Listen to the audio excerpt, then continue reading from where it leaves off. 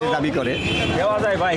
আমাদের তো মানুষ যখন বুড়ো হয়ে যায়, হয়তো কোনো দার্শনিক ব্যক্তি তারা নিয়ে হয়তো বৃদ্ধাশ্রমে যায়, সেখানে যদি আমাদের খুন হইতে হয়, আমাদের কিকটি বিক্রি করে বেড়ায়, তাইলে এর মতো জঘন্য একজন খুনি এবং জঘন্য একজন এই মানবতার ফেরিয়ালা না, এই খুনের ফেরিয়ালা, তাইলে এই খুনিকে পৃথিবীতে বাঁচাই রাখার কোনো অধিকারই তার নাই।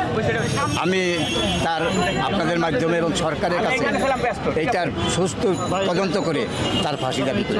মিল্টনের বিষয় আরো আগে দেখা উচিত ছিল, মিল্টন কতটুকু ভয়ঙ্কর।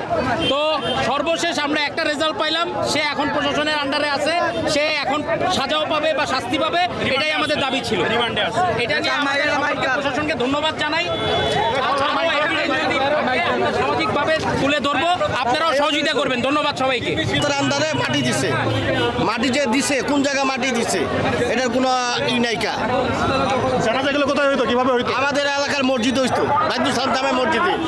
যখন ওর দিকে জানা হইলো, বলা হইলো ওনাকে যে আপনার লাশের মধ্যে কাটা সোজা দাগ আছে, এটা বলার পরে ওই মসজিদ আর জানাজা হয় না, ওখান থেকে নিয়ে ওর সঙ্গে এলাকার একটা ব্যক্তি কেউ দেখাতে পারবে না। অত্র এলাকার একটা ব্যক্তি তার সাথে কেউ নাই, একটা ব্যক্তি তারা কেউ সাপোর্ট করে না, এবং অত্র এলাকার কেউ তাকে মানবতার ফেরিয়ালা বলে না। বলে যারা ভিডিও দেখে মানবতার ফেরিয়ালা বলে। আমি তাদের বলতে চাই, আপনারা এখানে আসেন, দেখেন, সে যদি সত্যি আপনার কাছে মানবতার ফেরিয়াল তাহলে বলেন। ভিডিও দেখে আপনারা সবাই বলবেন।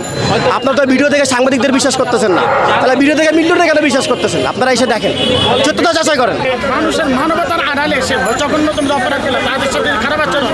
এবং বিশেষ করে আমরা ধর্মীয় দেখেন, খ্রিস্টান মারা যাওয়ার পরে তাদের নিয়ম অনুসারে তাদের মাটি দিবে। একজন হিন্দুকে নিয়ম অনুসারে তাদের ধর্ম অনুসারে মাটি দিবে। একজন মুসলমান মারা গেছে, মুসলমান হলে ধর্মীয় নীতি মানে কিন্তু সে মাটি দাফন করে নেয়।